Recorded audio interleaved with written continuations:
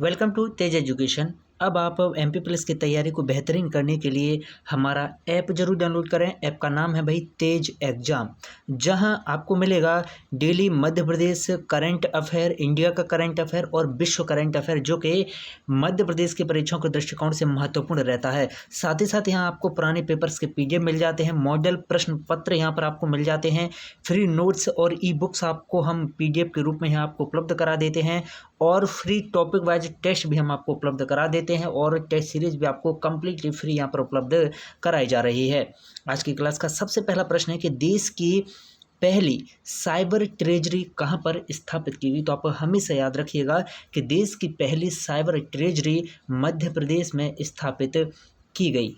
Next question है कि मध्य प्रदेश पुरातत्व एवं संग्रहालय संचालनालय की स्थापना कब हुई थी।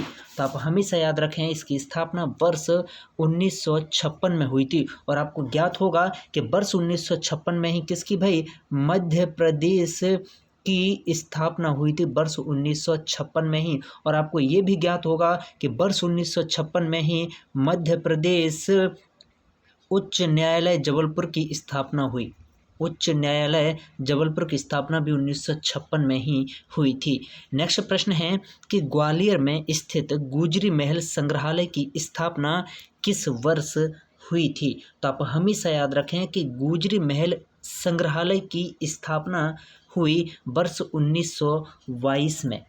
अगला प्रश्न है कि महाराजा छत्रसाल संग्रहालय, जो कि छतरपुर जिले में है, ये कहाँ पर स्थित है भाई, छतरपुर में। तो आप हमेशा याद रखें कि महाराजा छत्रसाल संग्रहालय जो छतरपुर जिले में है, यह छतरपुर के धुवेला में स्थित है। नेक्स्ट प्रश्न है, निम्नलिखित में से कौन सा संग्रहालय कलचुरी कला की, ब्राह्मण एवं जैन धर्म की प्रतिमाओं का संग्रह किए हुए है। तो इसका सही जवाब है भाई रानी दुर्गावती संग्रहालय। कौन सा संग्रहालय है, रानी दुर्गावती संग्रहालय है। नेक्स्ट प्रश्न है कि छतरपुर में स्थित महाराजा छत्रसाल संग्रहालय की स्थापना कब हुई। और अभी हमने देखा था कि जो महाराजा छत्रसाल संग्रहालय छतरपुर में है, यह छतरपुर में भी कहाँ पर है, छतरपुर में यह धुवेला नामक स्थान पर है। और इसकी स्थापना कब हुई, इसकी स्थापना 1955 में हुई थी।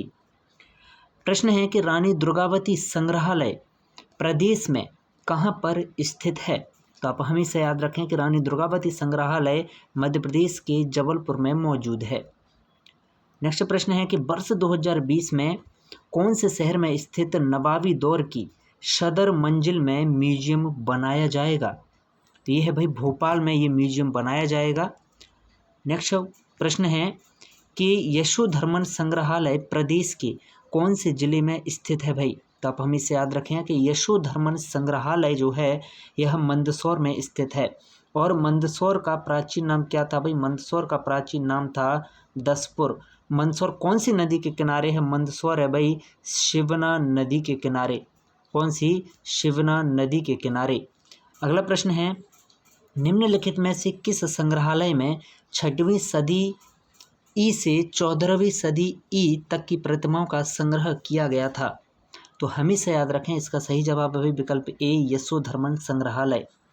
नेक्स्ट प्रश्न है कि स्थानीय संग्रहालय गंधर्वपुरी प्रदेश में कहाँ पर स्थित है। तो आप हमेशा याद रखें कि स्थानीय संग्रहालय गंधर्वपुरी जो है यह मध्य प्रदेश में मौजूद है भाई, कहाँ पर, देवास में। अगला प्रश्न है कि राष्ट्रीय कामधेनु ब्रांडिंग केंद्र मध्य प्रदेश में कहाँ पर मौजूद है। तो आप याद रखें कि राष्ट्रीय कामधेनु ब्रांडिंग केंद्र की अगर बात की जाए तो यह मध्य प्रदेश के इटारसी में मौजूद है। प्रश्न है कि श्री बादल भुई आदिवासी संग्रहालय कहाँ पर स्थित है। तो आप हमेशा याद रखें कि श्री बादल भुई आदिवासी संग्रहालय मध्य प्रदेश के छिंदवाड़ा में मौजूद है। और छिंदवाड़ा क्यों जाना जाता है भाई, छिंदवाड़ा में एक खास स्थान है, कौन सा, पातालकोट। और यह पातालकोट कौन सी जनजाति के लिए जाना जाता है, भारिया जनजाति के लिए पातालकोट जाना जाता है। अगला प्रश्न है, हाल ही में श्री राम सांस्कृतिक और पुरातात्विक संग्रहालय कहाँ बनाया जाएगा। हमें से याद रखें कि श्री राम सांस्कृतिक और पुरातात्विक संग्रहालय राजधानी भोपाल में ही बनाया जाएगा। प्रश्न है कि जहांगीर महल संग्रहालय कहाँ पर स्थित है? तो हमेशा याद रखिएगा कि जहांगीर महल संग्रहालय आपका ओरछा में मौजूद है। प्रश्न है कि मध्य प्रदेश में कितने केंद्रीय संग्रहालय स्थित हैं? तो हमें इसे याद रखें कि मध्य प्रदेश में 2 केंद्रीय संग्रहालय मौजूद हैं। अगला प्रश्न है कि केंद्रीय पुरातात्विक संग्रहालय कहाँ पर स्थित है? तो आप हमें इसे याद रखें कि केंद्रीय पुरातात्विक संग्रहालय जो है यह इंदौर में मौजूद है।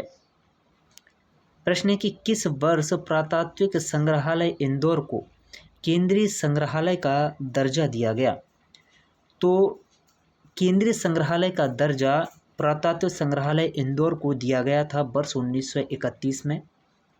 अगला प्रश्न है कि मानव सभ्यता के विकास की कहानी को प्रदर्शित करने वाला देश का सबसे बड़ा संग्रहालय निम्न में से कौन सा है? तो हमेशा याद रखें ये संग्रहालय है इंदिरा गांधी राष्ट्रीय मानव संग्रहालय। अगला प्रश्न है कि ब्रिटिश शासन काल में मध्य प्रदेश राज्य संग्रहालय भोपाल की स्थापना कब हुई थी? तो आप हमेशा याद रखें मध्य प्रदेश राज्य संग्रहालय भोपाल की स्थापना हुई वर्ष 1887 में। नेक्स्ट प्रश्न है कि बिरला म्यूजियम भोपाल की स्थापना कब हुई? तो आप हमेशा याद रखें कि बिरला म्यूजियम भोपाल की स्थापना की गई वर्ष 1971 में। ठीक है। अगला प्रश्न है आपकी स्क्रीन पर कि मध्य प्रदेश में नेशनल टेक्निकल रिसर्च ऑर्गेनाइजेशन की स्थापना कहाँ की जा रही है? तो आप हमेशा याद रखें नेशनल टेक्निकल रिसर्च ऑर्गेनाइजेशन की जो स्थापना है यह राजधानी भोपाल में ही की जा रही है। नेक्स्ट प्रश्न है कि स्टेट एनिमल सरोगेसी लैब की स्थापना प्रदेश के कौन से शहर में की गई है? तो आप हमेशा याद रखें कि स्टेट एनिमल सरोगेसी लैब की स्थापना मध्य प्रदेश में भोपाल में की गई है। प्रश्न है कि भारत का पहला रामायण कला संग्रहालय कहाँ पर स्थापित किया गया है? तो आप हमेशा याद रखें कि भारत का पहला रामायण कला संग्रहालय ओरछा में स्थापित किया गया है। प्रश्न है कि मध्य प्रदेश की पहली डीएनए प्रयोगशाला कहाँ पर स्थापित की गई है? तो आप हमेशा याद रखें कि मध्य प्रदेश की पहली डीएनए प्रयोगशाला स्थापित की गई है सागर में। और ये प्रश्न कई दफ़ा परीक्षाओं में पूछा जा चुका है। तो आप ऐसे ही टॉप 25 प्रश्नों की सीरीज के लिए बने रहें तेज एजुकेशन के साथ।